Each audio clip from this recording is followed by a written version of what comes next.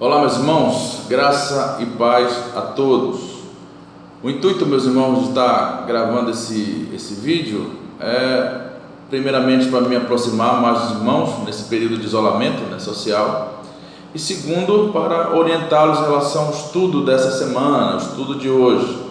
Então, essa é a ideia de nós gravarmos esse vídeo para proporcionar melhor aprendizado em relação ao estudo que eu direcionei para vocês aí no nosso culto doméstico, da família ICO. Então, o estudo de hoje ele é bem profundo e também há várias lições para tirarmos para a nossa vida.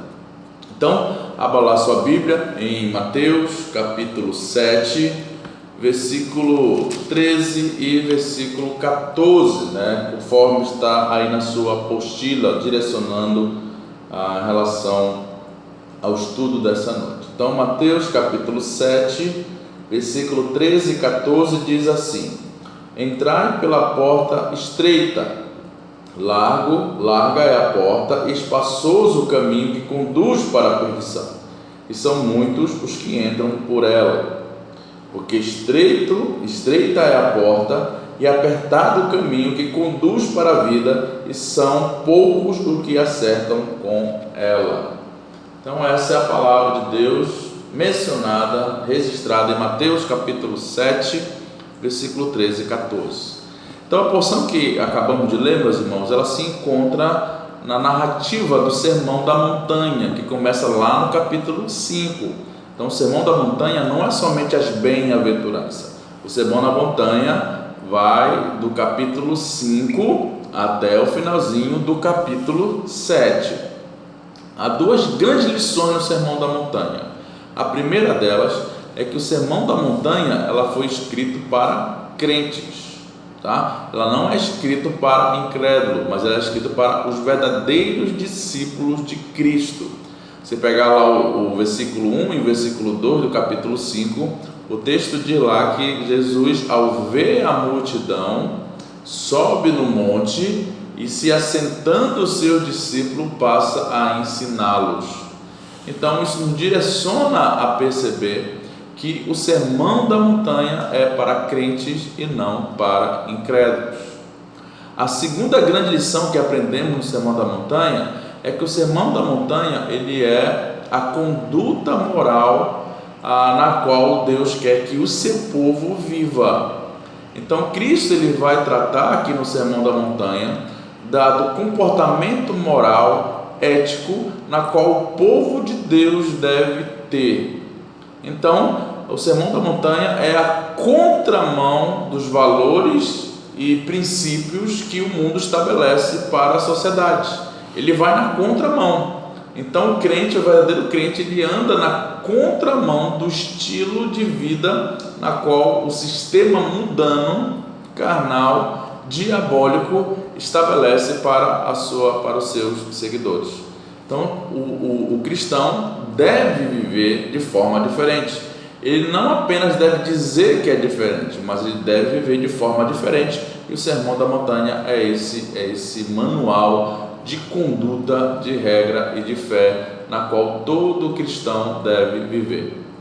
O texto que nós abordaremos nesse momento, aí do Mateus capítulo 7, versículo 13 e 14, nós demos um tema, que está aí na sua apostila, e o tema é a nossa vida numa encruzilhada. Então nós vamos falar das decisões que refletem o nível de intimidade e de relacionamento que ele tem com Cristo.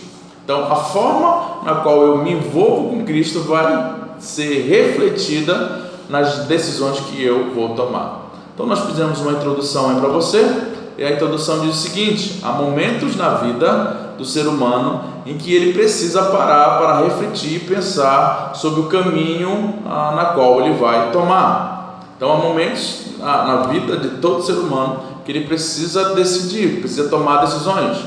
Há muitas, meus irmãos, coisas importantes sobre as quais o homem precisa decidir. Por exemplo, que faculdade cursar, que profissão exercer, com quem e quando ele vai casar, onde ele vai morar e etc. Então isso tudo, meus irmãos, é muito importante. Esses exemplos que eu acabei de dar, eles são muito importantes e válidos, mas a maior decisão que nós devemos tomar, a mais importante de todas elas, é exatamente em relação a pensar sobre a nossa vida espiritual. E que caminho eu e você temos andado e qual é o fim que esse caminho irá me levar. E também pensar aonde eu vou passar a minha eternidade. Esse pequeno texto no qual nós lemos, ele nos mostra exatamente essa decisão fundamental e importante na qual eu e você precisamos tomar. Outros exemplos que nós temos sobre decisão se conta também no Antigo Testamento, Nós vemos Moisés, ao se aproximar do povo, ao se aproximar do fim da sua vida, ele se aproxima do povo e no seu discurso ali em Deuteronômio capítulo 30, versículo 15 ao 20, ele diz ao povo: vê que proponho hoje a vida e o bem, a morte e o mal. Escolhe, pois, a vida para que vivas, tu e tua descendência. Então, ele coloca o povo nessa encruzilhada e nessa decisão que o povo precisa tomar em relação à sua espiritualidade, à sua vida espiritual. O outro exemplo que temos no Antigo Testamento é Josué, quando também ele vai estar no final da sua vida, já para entregar o cajado da fé para a geração seguinte. Ele faz uma convocação solene ali em Josué capítulo 24, e no versículo 15 ele convoca o povo a decidir, escolhei hoje a quem vocês vão servir, e ele diz, eu e minha casa serviremos ao Senhor. Então Josué, junto com a sua família, decidem de forma espiritual permanecer ao lado do Senhor, e ele convoca a multidão a também tomar essa decisão. Jeremias ouviu a voz de Deus e que dizia a ele, e ele transmite ao povo. Então ele diz: a este povo dirás, assim diz o Senhor, eis que ponho diante de vós o caminho da vida e o caminho da morte. Então ele Jeremias conduz o povo de Israel nessa encruzilhada e nessa decisão espiritual na qual o povo de Deus deve tomar em relação a estar em comunhão e permanecer em comunhão com Deus.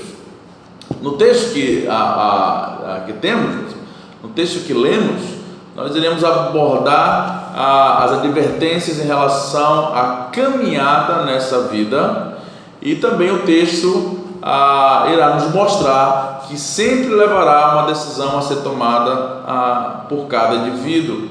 Então, cada indivíduo, em algum momento da sua vida, ele precisa tomar essa decisão, ou que vai aproximá-lo de Deus, ou que vai afastá-lo de Deus.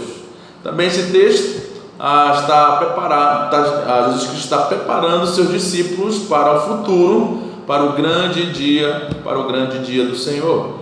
Então, Jesus está preparando seus discípulos em relação às dificuldades, aflições que eles teriam pela frente e as decisões espirituais que eles precisariam tomar. Como ele mesmo disse: nesse mundo tereis aflições, mas tem de bom ânimo, eu venci o mundo. E ele está conduzindo os discípulos a permanecerem sempre ao lado de Cristo, porque ao permanecer ao lado de Cristo estarão em vantagem. Ao se afastar de Cristo, eles estariam em desvantagem, mesmo estando com a maioria. Então vamos para o nosso texto. O texto começa, meus irmãos, com uma exortação. Cristo começa exortando aos seus discípulos, dizendo, entrai pela porta estreita.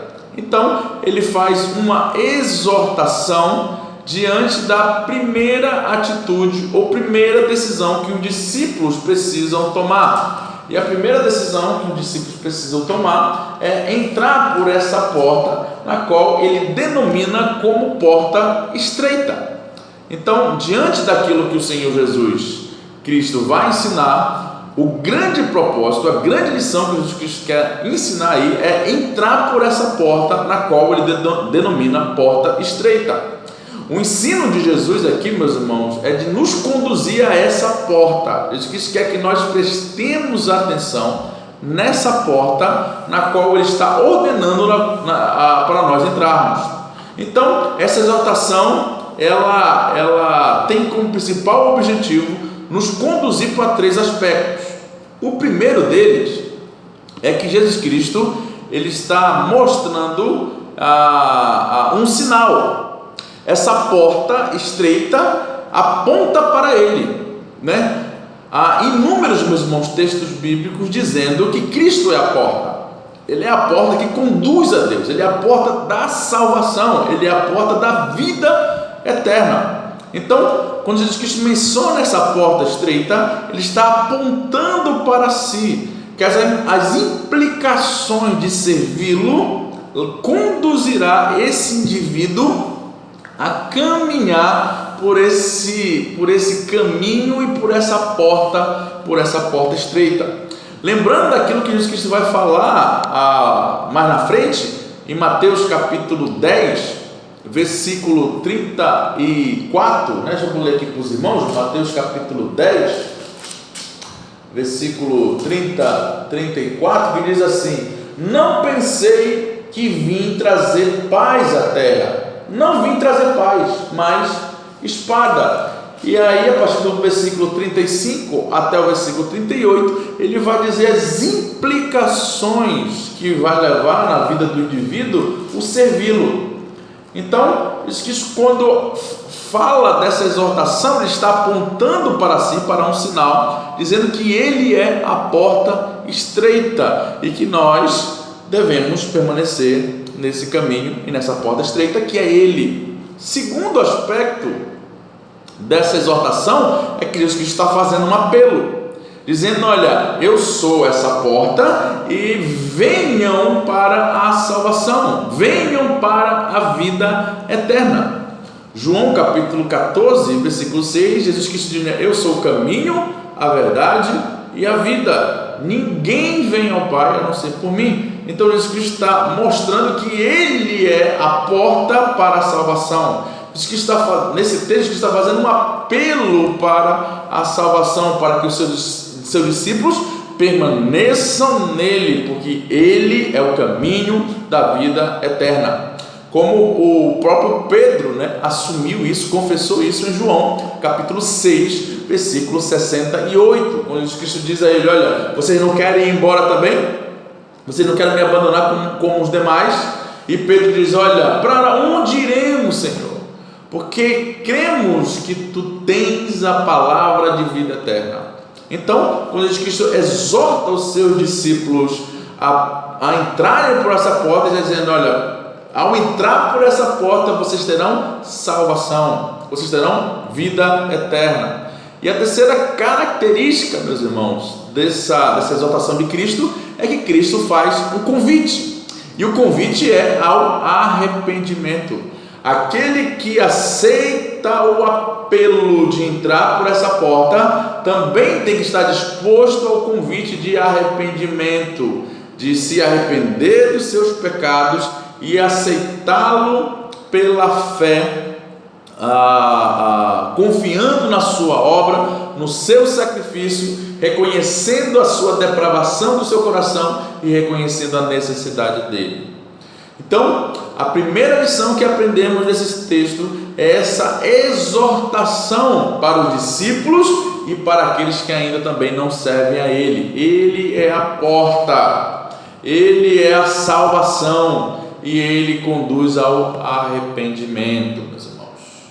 Diante disso, meus irmãos, nós vamos aprender, ao aprender essa exortação de Cristo, nós vamos entender também as decisões e como as pessoas vão tomar essa decisão diante da aceitação ou da não aceitação dessa exortação de Cristo. Então, a salvação vai definir o caminho que a pessoa vai andar. O arrependimento vai ser o filtro regulador de todas as nossas ações.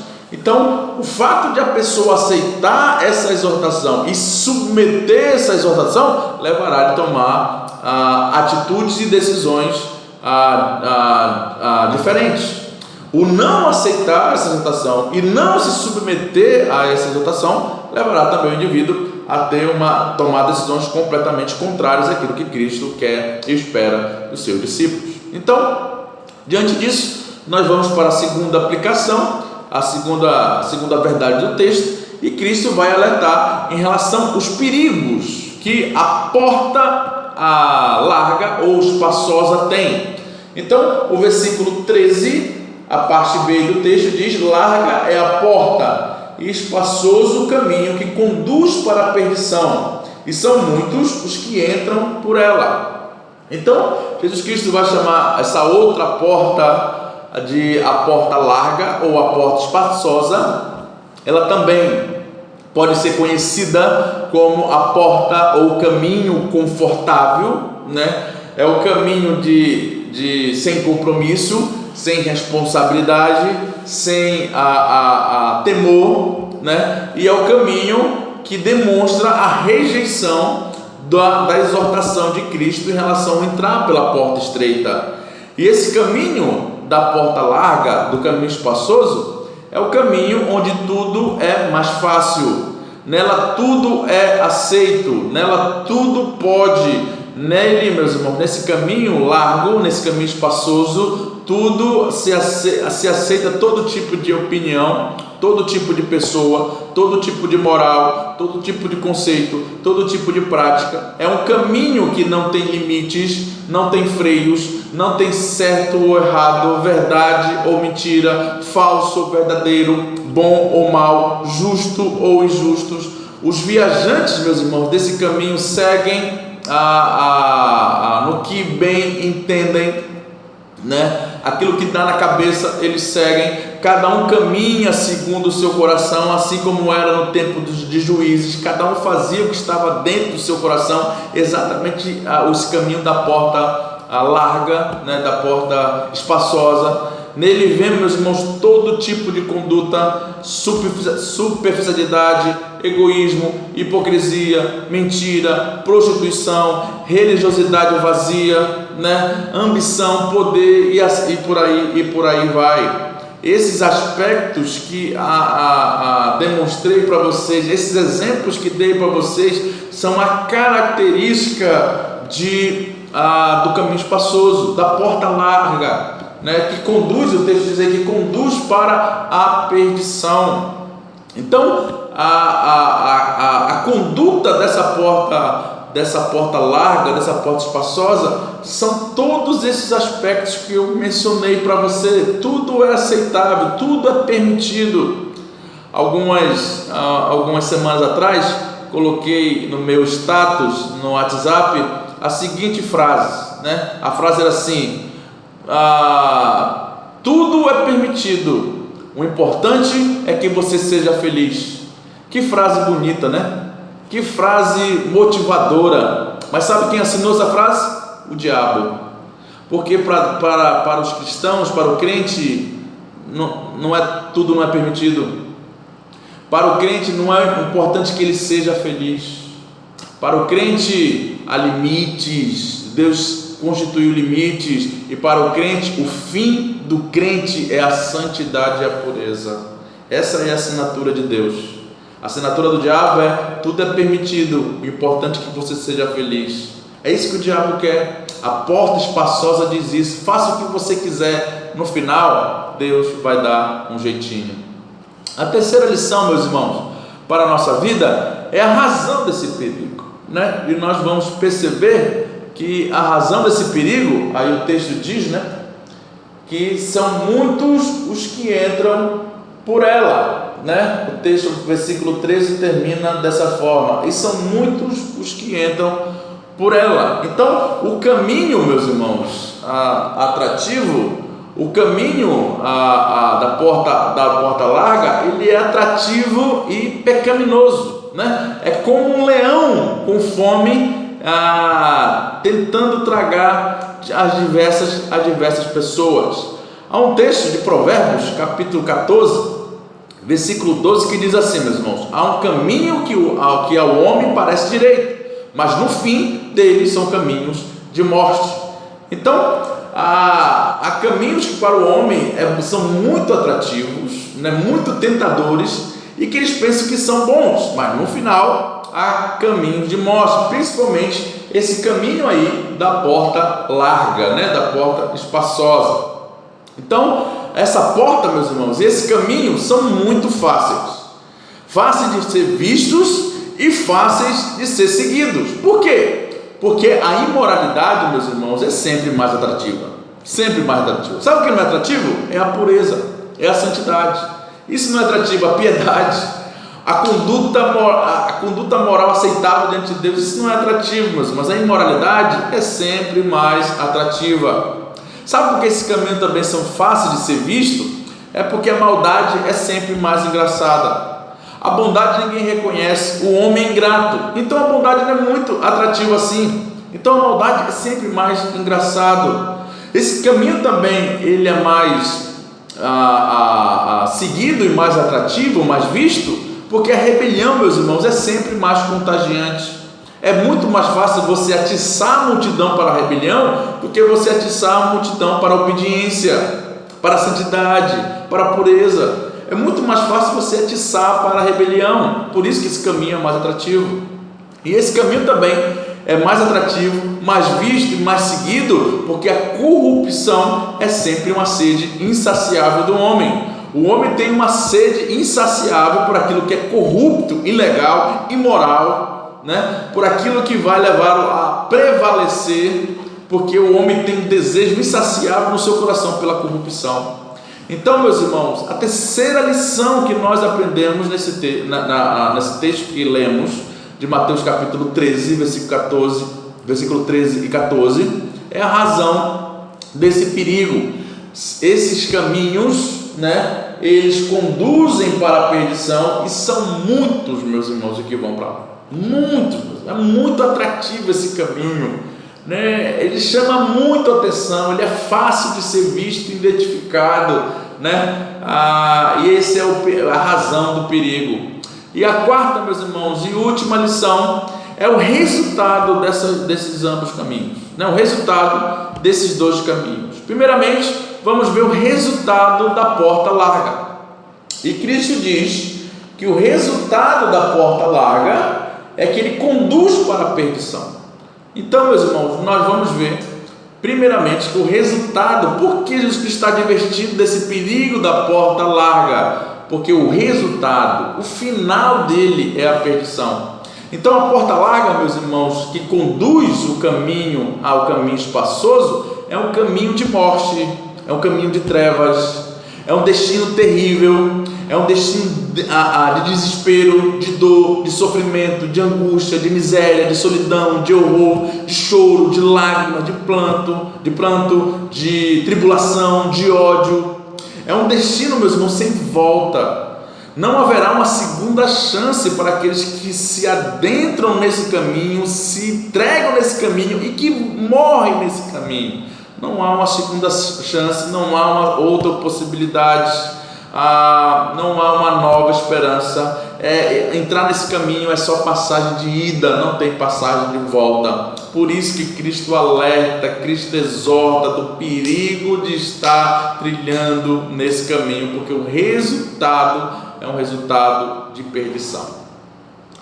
O outro exemplo que Cristo vai dizer em relação é o resultado daqueles que caminham pela porta estreita, que é Ele, né? Cristo faz a distinção. É como se Cristo estivesse dizendo: olha, a porta larga é a porta diabólica, a porta do diabo, e a porta estreita sou eu. E Cristo mostrou primeiramente o resultado da porta larga, e agora ele vai dizer o resultado da porta estreita. Então ele diz aí no finalzinho, no versículo 14 diz: porque estreito é a porta e apertado o caminho que conduz para a vida, e são poucos os que acertam com ela. Então Jesus Cristo vai dizer que andar pelo caminho da fidelidade é uma porta apertada, estreita, mas olha o resultado no final, né? É o caminho que conduz para a vida. Então, a partir do momento, meus irmãos, que entrar no caminho da salvação, devemos também trilhar o caminho da santificação. A partir do momento que eu entro, que eu aceito esse apelo de Cristo de entrar pela porta da salvação, que é Ele, eu preciso também me submeter à sua vontade de trilhar o caminho da santificação. E nesse caminho da santificação, meus irmãos, há limites que são claramente demarcados. As regras são suficientemente claras. Nele há espinhos, há pedras, há provações, há lutas, há abnegações, há lágrimas, há rejeições, há tribulações. Nele não se pode agir como se quer. Antes há um Senhor que estipula as regras e elas são claras. Nele as opiniões são submetidas ao manual, que nós estamos lendo, que é o manual das Escrituras, da sua palavra. E o dono desse manual nos dá caminhos e rumos a que nós devemos nos submeter, e nesses caminhos há limites que precisam ser respeitados, caso contrário a disciplina. Caso contrário, Deus vai tratar, Deus vai pesar a sua mão para trazer novamente aquele que está desobedecendo e aquele que está trilhando caminhos errados. Você se lembra da parábola da ovelha perdida em Lucas capítulo 15? O bom pastor, ao olhar para o aprisco, ele tinha 100 ovelhas. Ao olhar para o aprisco, ao contá-las, ele percebe que está faltando uma. Ele deixa as 99 lá e vai atrás da sua ovelha que não está no aprisco. Aquela ovelha que não está no aprisco, ela desrespeitou os limites, e o pastor vai lá buscá-la e traz novamente. O texto lá não mostra, mas quando o pastor ia tratar com a ovelha rebelde, com a ovelha perdida, ele levava a vara para exatamente disciplinar a ovelha, para que a ovelha nunca mais saia do aprisco. É assim que Deus faz com as ovelhas que estão andando fora do aprisco. Ele pesa a mão, ele usa a vara para trazer novamente ao caminho na qual ela saiu. Então nós percebemos que esse é o caminho e o resultado daqueles que entram pela essa porta estreita, apertada, mas olha só o resultado, Ele conduz para a vida. No final dele é vida eterna, no final dele é gozo eterno, alegria eterna.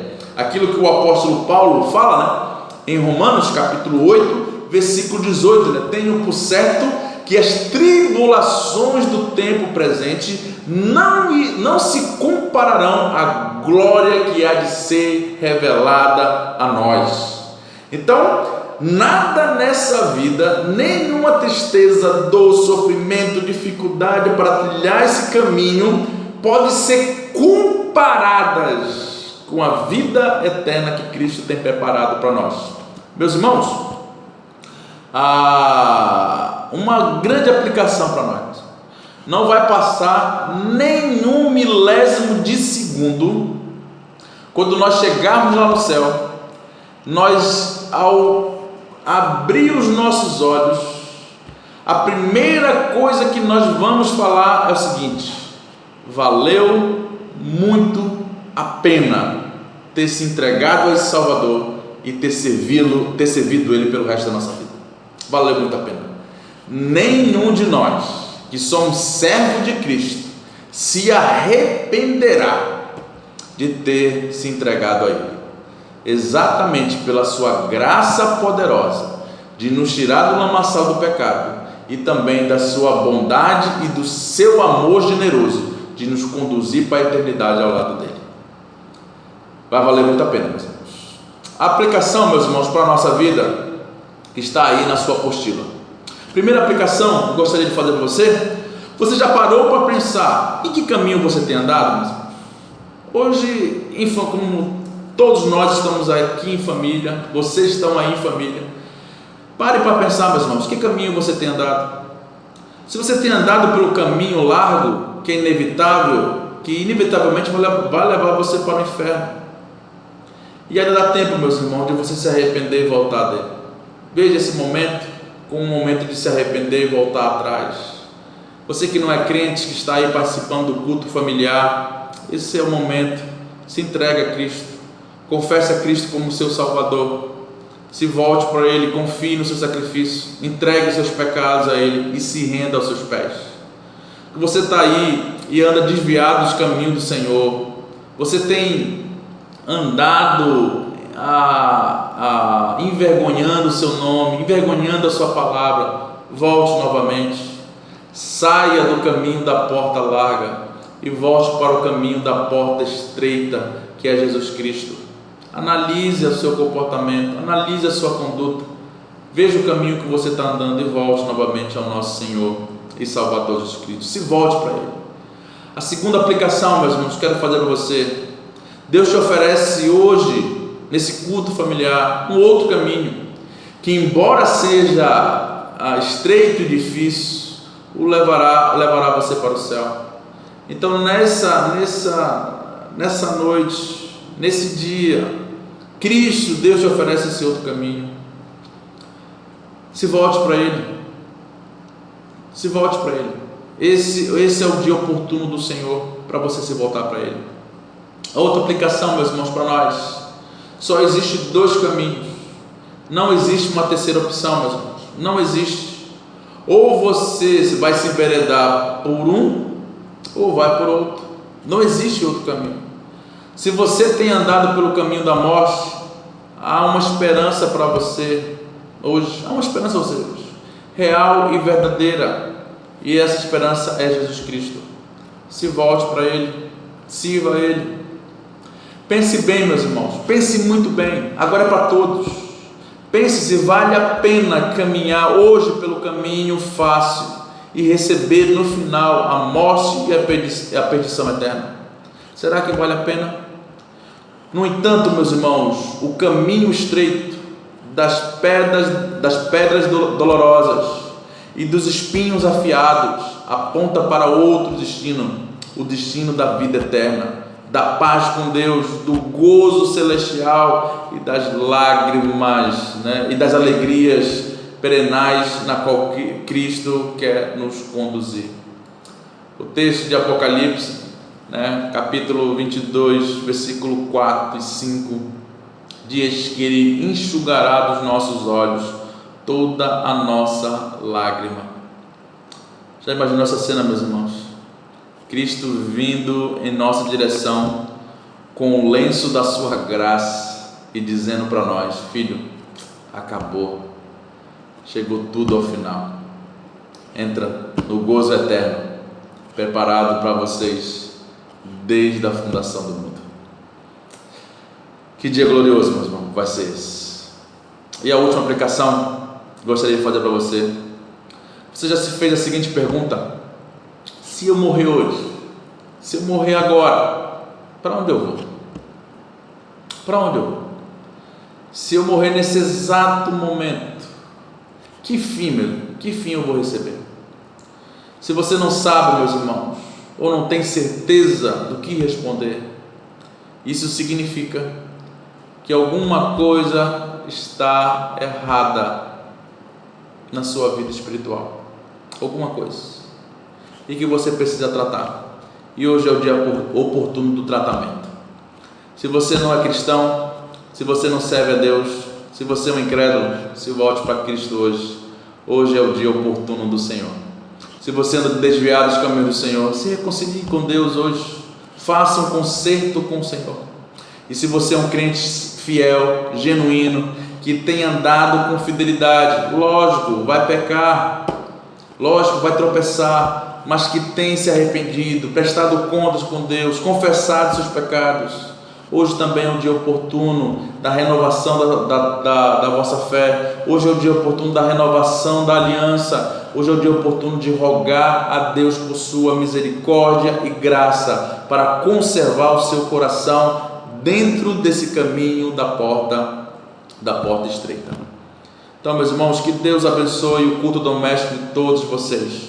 Que Deus abençoe também essa mensagem nos corações de vocês, e que nós sejamos convocados para o caminho da santidade e da pureza. Eu vou orar pela sua vida nesse momento e orar também pela vida da igreja e por aquilo que tem ocorrido no mundo ao nosso redor. Vamos orar. Senhor Deus e Pai, Muito obrigado, Senhor, por essa oportunidade da ministração da Tua palavra para os meus irmãos que estão reunidos agora em seus cultos domésticos. Que o Senhor os abençoe, que o Senhor os guarde e que o Senhor os conduza, Pai, ao aprendizado da Tua palavra e à submissão dela, Pai. Nesse momento eu quero rogar pelas suas famílias, que o Senhor abençoe cada família, Pai, que está realizando seu culto doméstico nesse momento. Que o Senhor dê força, sabedoria, que o Senhor conserte aquilo que precisa ser consertado, restaure aquilo que precisa ser restaurado, Pai, na vida dessas famílias, para a honra e glória do Teu nome. Para aqueles que estão nos ouvindo, que ainda não te servem, eu te peço, Senhor, que o Senhor venha quebrar os seus corações e que o Senhor venha mostrar a poderosa salvação no nosso Senhor Jesus Cristo. Também te peço, Senhor, por aqueles que andam desviados dos Teus caminhos, que o Senhor também os conduza, Pai, em arrependimento e fé e confiança, e que nessa noite, Pai, que hoje eles façam um concerto com o Senhor, para se voltarem ao Senhor, voltarem aos Teus caminhos e andarem pela porta da salvação, que é Cristo Jesus. E aqueles, Pai, que andam de fidelidade com o Senhor, a Tua igreja, que o Senhor conserve, Pai, a Tua igreja em fidelidade, em perseverança, em renovação da sua fé, na prestação de contas diárias, no arrependimento ao Senhor e também, Deus, na entrega e na confiança ao Senhor, Pai. Quero te pedir também, Pai, para aquilo que tem ocorrido no mundo, essa epidemia, ó Deus, que o Senhor seja misericordioso, compassivo, que o Senhor sare a terra, Pai, de acordo com a tua vontade, com o Teu poder. Cremos, Pai, que Tu é poderoso para mudar qualquer previsão, e entregamos, Senhor, esse momento nas Tuas mãos, sabendo que muito mais o Senhor fará. Nós queremos nos alegrar no Senhor, Pai, seja com epidemia ou sem epidemia, nós queremos estar alegres no Senhor, entregando as nossas vidas ao Senhor. Assim te peço, no nome de Jesus, amém. Certo, meus irmãos? Boa noite a todos, que Deus abençoe a vida de vocês. Até a próxima.